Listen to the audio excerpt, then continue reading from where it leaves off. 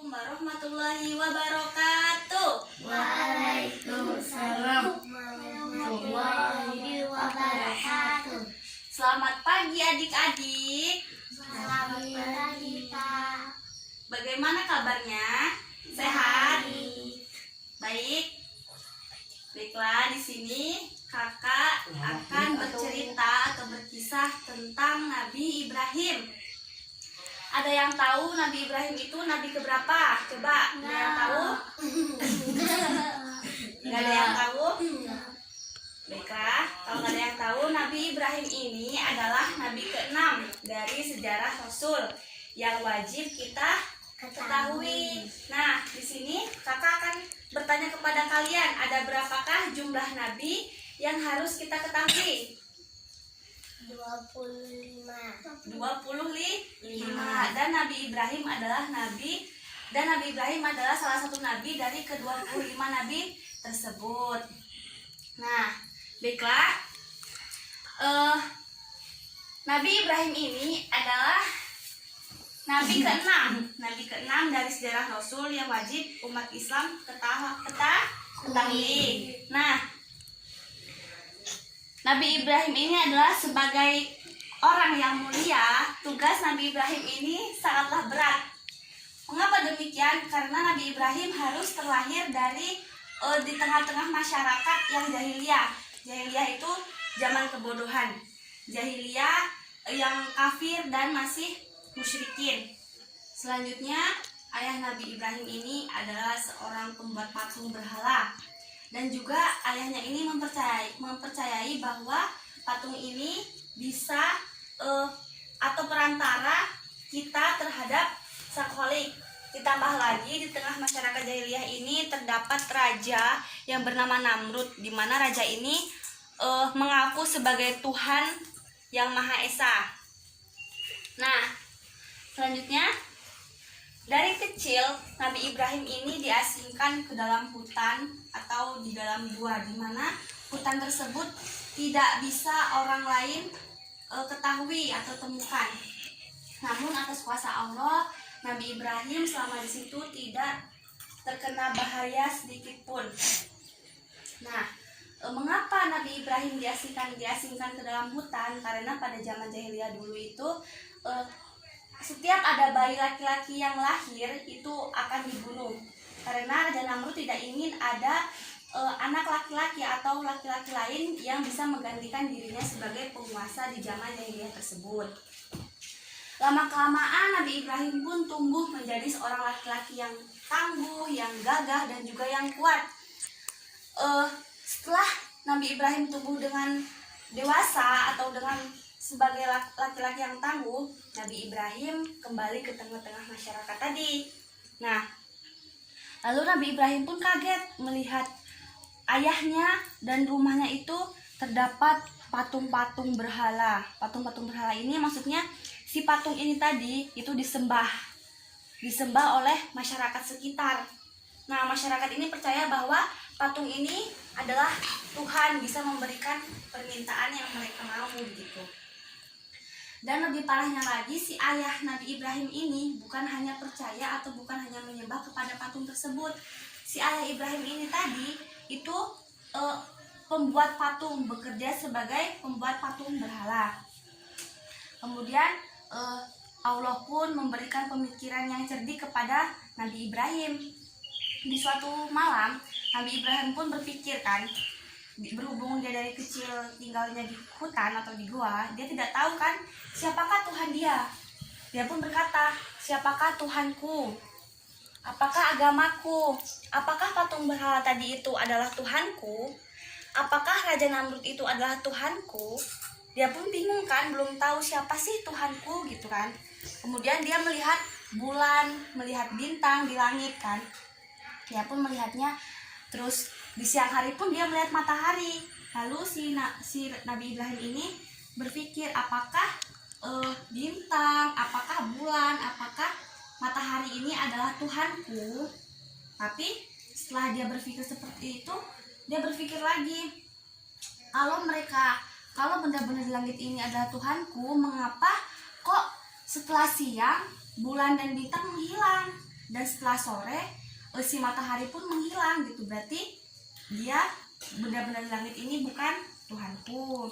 Nah, setelah itu Allah Subhanahu wa Ta'ala berbisik kepada Nabi Ibrahim bahwa Nabi Ibrahim ini sebagai pemberitahu atau sebagai seorang utusan untuk menyadarkan orang-orang yang musyrik ini tadi kan, supaya tidak menyembah berhala. Kemudian si Nabi Ibrahim pun mempunyai ide kan untuk menjalankan tugas tadi. Di suatu hari Raja Namrud itu pergi keluar kota bersama sebagian besar pengikutnya. Kemudian Nabi Ibrahim mempunyai ide, dia masuk dan menghancurkan semua patung-patung dan berhala yang ada di dalam ruangan itu kan. Tetapi Nabi Ibrahim tidak menghancurkan semuanya. Nabi Ibrahim menghancurkan patung-patung semuanya kecuali satu patung yang paling besar di situ. Lalu kampak, Nabi Ibrahim kan menghancurkannya menggunakan kampak. Nah, si kampak ini tadi dikalungkan di leher si patung yang paling besar tadi yang tidak dihancurkan tadi kan, dilahirkan. Kemudian ketika Raja Namrud pulang dari luar kota kan, pulang tuh Raja Namrud kesal atau marah. Raja Namrud murka karena melihat semua patung-patungnya telah dihancurkan. Kemudian Raja Namrud bersama pengikutnya memanggil Nabi Ibrahim untuk datang ke tempat tadi kan. Dengan marahnya dan dengan murkanya, Raja Namrud bertanya kepada Nabi Ibrahim, "Wahai Nabi Ibrahim, apakah engkau yang telah menghancurkan patung-patung berhala ini?" Kemudian Nabi Ibrahim dengan tenangnya, dengan santainya menjawab, "Bukan." Kemudian mendengar jawaban Nabi Ibrahim tadi, Raja Namrud semakin kesal, Raja Namrud semakin murka.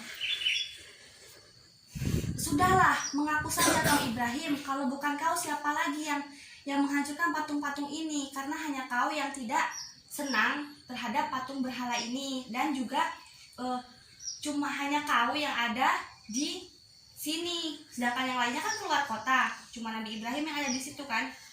Kemudian Nabi Ibrahim jawab lagi, "Iya, saya memang ada di sini, tapi bisa kau lihat di patung besar itu tadi, itu ada kampak. Patung besar itulah yang telah menghancurkan patung-patung yang lain kan, karena si kampak tuh yang ini tadi ada di leher patung besar tadi kan." Kemudian Raja Namrud pun semakin marah kan. Raja Namrud berkata, "Tidak mungkin seorang patung yang hanya bisa diam bisa menghancurkan patung-patung yang lain." Kemudian Nabi Ibrahim pun tersenyum dan menjawab, "Kau sudah tahu bahwa patung ini adalah benda mati, tidak bisa bergerak, tidak bisa melakukan hal apapun. Tapi mengapa engkau dan para pengikutnya menyembah dan percaya bahwa si patung-patung ini bisa melakukan atau bisa mengabulkan semua permintaan kalian yang ada di sini?" Kemudian si Raja Namrud pun terdiam bersama pengikut-pengikutnya, dan sebagian pengikutnya tersadar bahwa apa yang Nabi Ibrahim katakan ini adalah benar kan. Mereka tersadar gitu, apa yang mereka lakukan itu adalah perbuatan yang tidak benar. Kemudian Nabi Namrud sangat marah dan murka. Kemudian Raja Namrud dan para pengikutnya menghukum Nabi Ibrahim dengan dihukum atau dibakar hidup-hidup.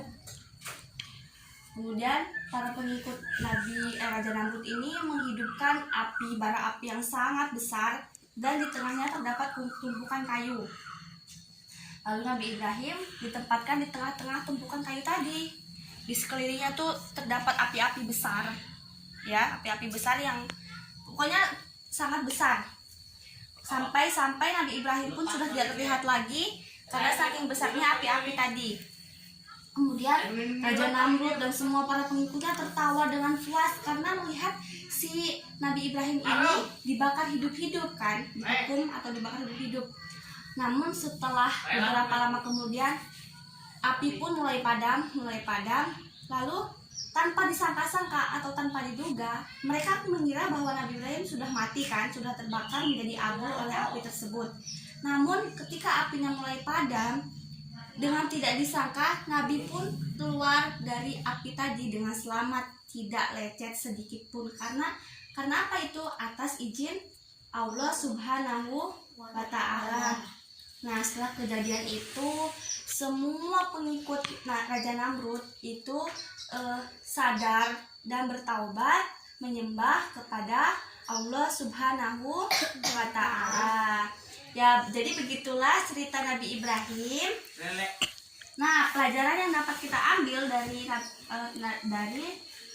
Nabi Ibrahim ini adalah kita tidak boleh sombong. Kita harus menyembah hanya kepada Allah Subhanahu wa Ta'ala. Mungkin hanya ini yang dapat kakak sampaikan. Kalian sudah paham semua? Sudah. Kurang dan lebihnya kakak mohon maaf. Kakak akhiri, wassalamualaikum warahmatullahi wabarakatuh. Waalaikumsalam warahmatullahi wabarakatuh.